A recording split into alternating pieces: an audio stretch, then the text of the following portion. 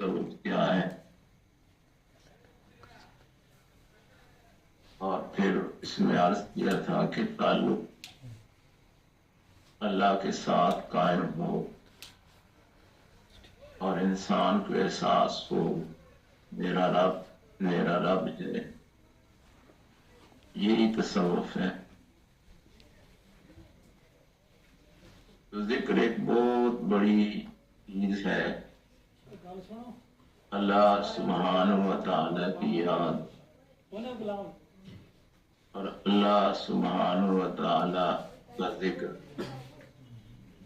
جسے وہ خود ارشاد فرماتا ہے وَلَا ذِكْرُ اللَّهِ اکبر، کہ اللہ کا ذکر ہی سب سے بڑا ہے۔ تو ایک شخص ساری عمر گناہ میں مبتلا رہتا ہے اور بری زندگی بسر کرتا ہے، لیکن جب اس کے اعمال تولے جاتے ہیں تو حدیث بطاقہ، اسی نام سے یہ حدیث مشہور ہے کہ جب اس کے اعمال تولے جائیں گے تو پھر اس کے گناہوں کا پلڑا بھاری ہوگا، تو پھر یہ ارشاد ہوگا کہ ہمارے پاس تیری ایک نیکی ہے، اب ہم اسے اس پلڑے میں ڈالتے ہیں۔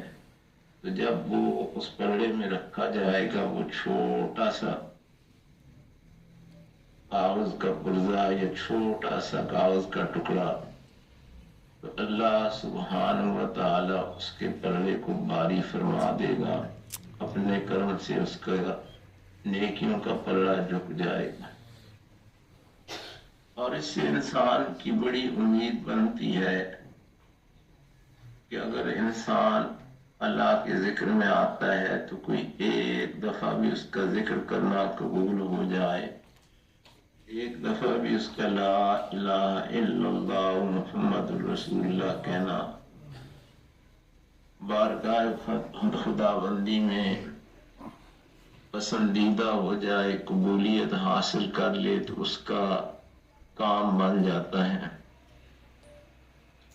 لیکن دوسری طرف ہم دیکھتے ہیں تو پھر یہ بھی نظر آتا ہے کہ اللہ سبحانہ و تعالی فرشتوں کو حکم دیتا ہے کہ فلاں بستی کو جا کر تباہ کر دو، اور اس بستی کا ایک ایک شخص جو ہے اسے ہلاک کر دیا جائے، اسے تباہ کر دیا جائے۔ فرشتے عرض کرتے ہیں میرے رب، وہاں پر تو ایک ایسا شخص بھی ہے جس کی زندگی کا ایک لمحہ بھی تیری نافرمانی میں نہیں گزرا، اور جس کا ایک لمحہ، ایک گھڑی بھی جو ہے وہ تیری نافرمانی میں نہیں گزری، تیری عبادت، تیری ثنا، تیری حمد، تیرے ذکر میں اس نے اپنی زندگی بسر کی ہے۔ تو اللہ سبحانہ و تعالی فرماتا ہے کہ اسے بھی مار دیا جائے، اسے بھی تباہ کر دیا جائے، کیونکہ اس کو وہ تعلق حاصل نہیں تھا جو غیرت کا تعلق ہے۔ لم یتمعر، کہ اس کے چہرے پر کبھی جو ہے ناگواری کے آثار بھی پیدا نہیں ہوئے۔ جب اس نے کوئی چیز دیکھی، کوئی برائی دیکھی، کوئی برا کام دیکھا، میری نافرمانی دیکھی، اسے میری غیرت جو ہے، میرے لیے اسے غیرت کبھی نہیں آئی۔ تو اللہ سبحانہ و تعالی ہم سے جو تقاضا کرتا ہے، ہم سے جو چاہتا ہے، وہ تعلق چاہتا ہے کہ انسان کا تعلق اس کے ساتھ اتنا مضبوط ہو، انسان کا تعلق اس کے ساتھ اتنا غیرت والا ہو اور اتنا بلند اور بالا ہو کہ اس کے مقابلے میں کوئی اور چیز نہ ہو۔ تو ان محفلوں کا، ان مجلسوں کا اور ان ذکر کی بیٹھکوں کا اصل مقصد یہ ہوتا ہے کہ وہ تعلق انسان کا اللہ کے ساتھ بن جائے. اگر تعلق پیدا نہیں ہوا تو ساری عمر ذکر کرتا رہا، ساری عمر شریعت کی پابندی کرتا رہا، اور بعض کتابوں میں تو یہاں تک آتا ہے کہ اس بستی میں وہ شخص تو بہت بڑا شخص تھا، لیکن اس کے علاوہ بھی وہاں پر 300 کے قریب جو ہے تو وہ مومن تھے، لیکن سب کو تباہ کر دیا گیا. سب کو جو ہے تو اللہ سبحانہ و تعالیٰ کے عذاب سے دوچار کر دیا گیا. کیوں؟ اس لیے کہ وہ تعلق نہیں تھا. زبانی جمع خرچ تھا، مجلس میں بھی جاتا، ذکر کرتا بھی، ذکر کراتا بھی، لیکن برائی کو برائی نہیں سمجھتا تھا. اللہ کے لیے اسے غیرت نہیں آتی تھی، اللہ کا تعلق اس کے ہاں ترجیح نہیں پاتا تھا.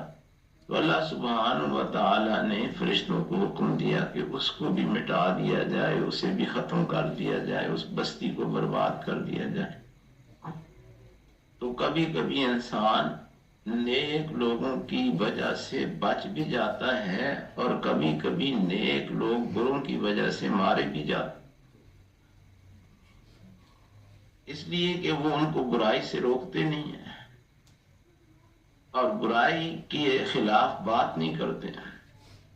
جس طرح برے نیکوں کی وجہ سے بچ جاتے ہیں کہ اللہ سبحانہ و تعالیٰ کا کرم، اللہ سبحانہ و تعالیٰ کی رحمت، اللہ سبحانہ و تعالیٰ کا فضل انسانوں پر نازل ہوتا ہے اور انسانوں کو اپنے کرم کی چادر کو عطا فرماتا ہے، تو کبھی کبھی اس کا عذاب جو ہے اس میں بھی انسان اس وجہ سے گرفتار ہو جاتا ہے کہ ارد گرد کا ماحول وہ نہیں بناتا.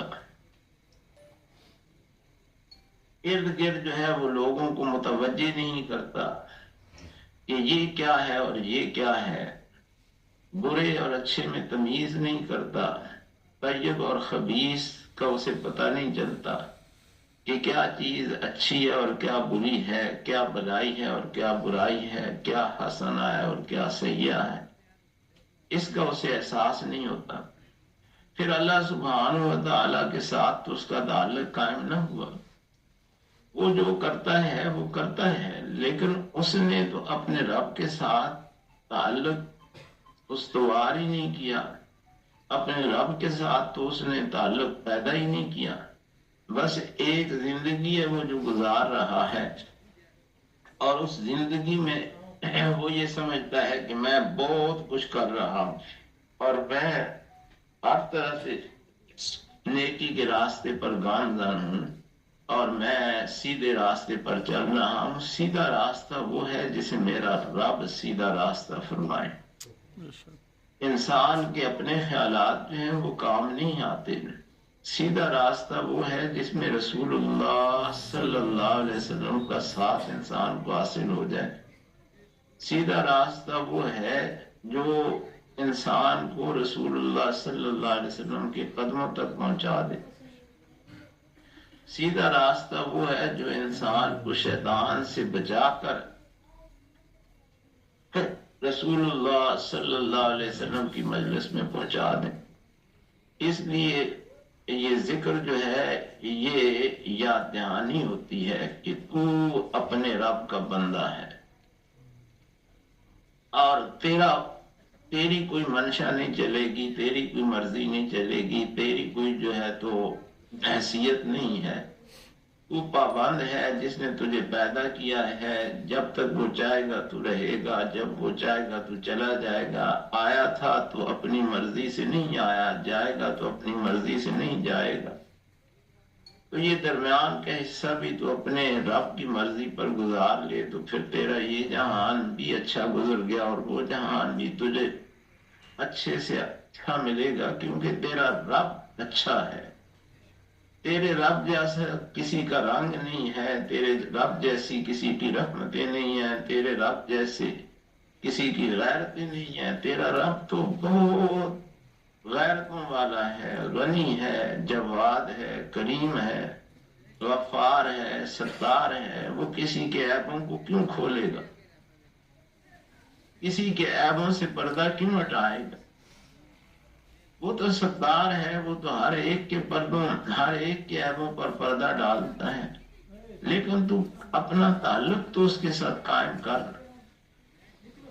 تو ذکر میں آنا انسان کی بہت بڑی سعادت ہے، لیکن ہر ایک کے ذہن میں یہ بات ہونی چاہیے کہ اس ذکر کے ذریعے ہمارا اپنے رب سے رابطہ ہو، ہمارا اپنے رب کے ساتھ تعلق قائم، ہمارا اپنے رب کے ساتھ ایک خاص نسبت اور ایک خاص علاقہ جو میرے رب اور میرے درمیان ہو، کسی دوسرے کو اس کا علم بھی نہ ہو اور کسی دوسرے کو اس کا پتہ بھی نہ چلے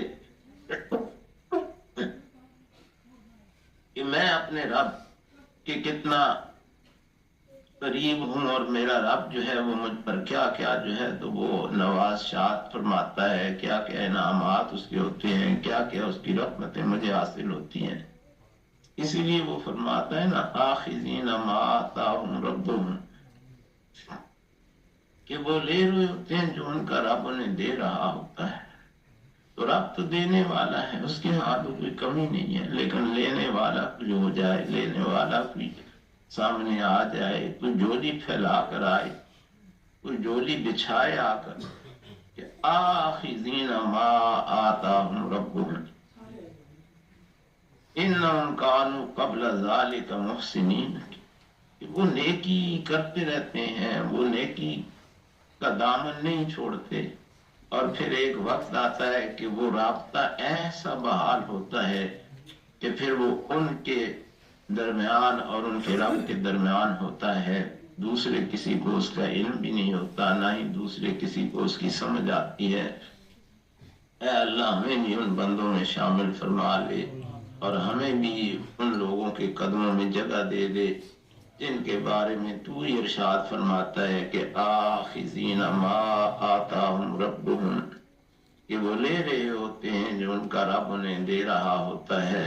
اے اللہ ہم اس قابل تو نہیں ہیں، لیکن ہمیں بھی اس گروہ میں شامل فرما لے، ان لوگوں کے قدموں میں ہمیں بھی جگہ عطا فرما دے، اور ہم سب کو بھی اپنے قرب اور رسول اللہ صلی اللہ علیہ وسلم کے قدموں میں جگہ عطا فرما دے۔ الحمدللہ رب العالمین والعاقبۃ للمتقین والصلاة والسلام علی رسول محمد وعلی آلہ واصحابہ اجمعین۔ ربنا تقبل منا انک انت السمیع العلیم وتب علینا انک انت التواب الرحیم۔ یا اللہ یا رحمان یا رحیم یا غفار یا غفور یا کریم، دعا کو قبول کرنے والے ہماری دعا قبول فرما۔ آمین۔ تیرے نام کی محفل ہے، تو پاک ہے، تیرا نام پاک ہے، تو سچا ہے، تیرا نام سچا ہے۔ اے اللہ ہمیں بھی سچوں میں شامل فرما لے۔ آمین۔ یا اللہ ہمیں بھی سچوں کے ساتھ زندگی عطا فرما دے۔ یا اللہ ہمیں بھی سچوں کے قدموں میں جگہ عطا فرما دے۔ تیرا خود ارشاد ہے یا ایھا الذین آمنوا اتقوا اللہ وکونوا مع الصادقین۔ تو یہ چاہتا ہے کہ ہم سچوں کے ساتھ ہوں، ہمیں تو پتہ نہیں چلتا، نہ ہمارا علم ہے نہ عقل ہے۔ میرے مولا تو ہی جن سے محبت کرتا ہے، ہمیں بھی ان کے قدموں میں جگہ عطا فرما دے۔ جنہیں تو وہ سچا کہتا ہے، ہمیں بھی ان کے ساتھ جگہ عطا فرما دے۔ جنہیں تو سچا کہتا ہے میرے مولا، ان کی صفوں میں ہمیں بھی جگہ عطا فرما دے۔ ہم جیسے بھی ہیں تیرے محبوب پاک کی امت میں سے ہیں، میرے مولا ہمیں سچوں کے ساتھ جگہ عطا فرما دے۔ جو تو اپنے بندے سے چاہتا ہے کہ اس کا رابطہ تیرے ساتھ ہو، ہم سب کو وہ رابطہ عطا فرما دے۔ جو تعلق تو چاہتا ہے میرے مولا، ہم کیسے سمجھ سکتے ہیں، ہماری عقلیں ہی نہیں ہے، ہمیں سمجھ ہی نہیں ہے، تو ہی ہمیں وہ تعلق عطا فرما دے۔ میرے مولا جو تو چاہتا ہے اس طرح کا بندہ ہمیں بنا لے۔ میرے مولا جس طرح تو چاہتا ہے تیرے بندے زندگی گزارے، ہمیں وہ زندگی عطا فرما دے۔ تیری پسند ہی سب سے اعلیٰ پسند ہے، تیری پسند ہی آخری پسند ہے۔ جیسا تو چاہتا ہے اللہ ہمیں اس طرح کا بندہ بنا لے، ہمیں اس طرح کی زندگیاں عطا فرما دے۔ یا اللہ جو لنگر کا اہتمام کیا جاتا ہے، جو ذکر کیا جاتا ہے، تیری محبت میں کیا جاتا ہے، ہمیں یہ دعوت نہیں ہے کہ ہم محبت میں سچے ہیں، لیکن تیرا نام تو سچا ہے۔ اے اللہ ہمیں بھی سچی محبت عطا فرما دے، ہمیں بھی سچا راستہ عطا فرما دے۔ یا اللہ جو بھی لنگر پکایا جاتا ہے، جو ذکر کیا جاتا ہے، کلمات طیبات پڑھے جاتے ہیں، تلاوت ہوتی ہے، اس کا ثواب نبی اکرم صلی اللہ علیہ وسلم کو عطا فرما۔ تمام انبیاء علیہ السلام، صحابہ کرام، ازواج مطہرات، اہل بیت اعظام کو عطا فرما۔ جمیع عالم کے مسلمانوں کو ثواب عطا فرما، جمیع عالم کے مسلمانوں کو ثواب عطا فرما۔ جن کے لیے کوئی دعا کرنے والا ہاتھ نہیں اٹھتا انہیں بھی اس کا ثواب عطا فرما۔ یا اللہ حاضرین مجلس یا آبا و اجداد، عزیز و اقارب، ددیالی ننیالی سسرالی رشتہ داروں کو ثواب عطا فرما۔ جن کے والدین زندہ ہیں انہیں سلامتیاں عطا فرما، جن کے والدین چلے گئے اللہ ان کی قبروں کو اس مجلس کا نور عطا فرما، ان کی قبروں کو ٹھنڈک عطا فرما۔ یا اللہ میرے والدین بھی، میری اہلیہ کے والدین، اے اللہ انہیں بھی اس کا ثواب عطا فرما۔ میرے حضرت صاحب حضرت فضل الرحمان رحمۃ اللہ علیہ انہیں بھی اس کا ثواب عطا فرما۔ یا اللہ ہمارے سلسلے میں جتنے بھی آبا و اجداد ہیں، جتنے بھی اولیاء ہیں، جتنے بھی مشائخ ہیں، سب کو ثواب عطا فرما۔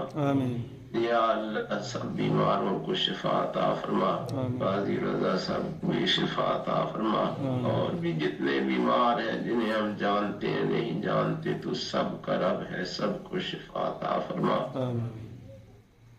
یا اللہ جتنے مشکلات میں ان کی مشکلوں کا حل عطا فرما، جتنے حاجات لے کر آئے ان کی حاجات کو پورا فرما۔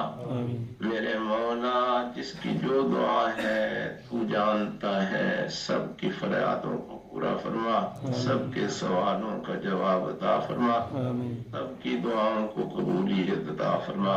یا اللہ اپنے اس ذکر کے رنگ میں اور اضافہ عطا فرما، اور لوگوں کو آنے کی توفیق عطا فرما۔ مولانا یوسف بھی تشریف فرما ہے، یا اللہ انہیں ہر طرح کی برکتیں رحمتیں عطا فرما۔ تیری محبت میں آتے ہیں، والد گرامی کے ساتھ جو تعلق ہے کسی سے پوشیدہ نہیں ہے، اے اللہ انہیں اپنا جو تو نے خاص کرم دیا ہوا ہے اس میں اور اضافہ عطا فرما، سلامتی عطا فرما۔ اے اللہ ہماری دعا کو قبول فرما، جو مانگا ہے وہ بھی عطا فرما، جو نہیں مانگ سکے کرم والے وہ بھی عطا فرما۔ صلی اللہ تعالی علی خیر خلقی محمد وعلی آلہ واصحابہ اجمعین برحمتک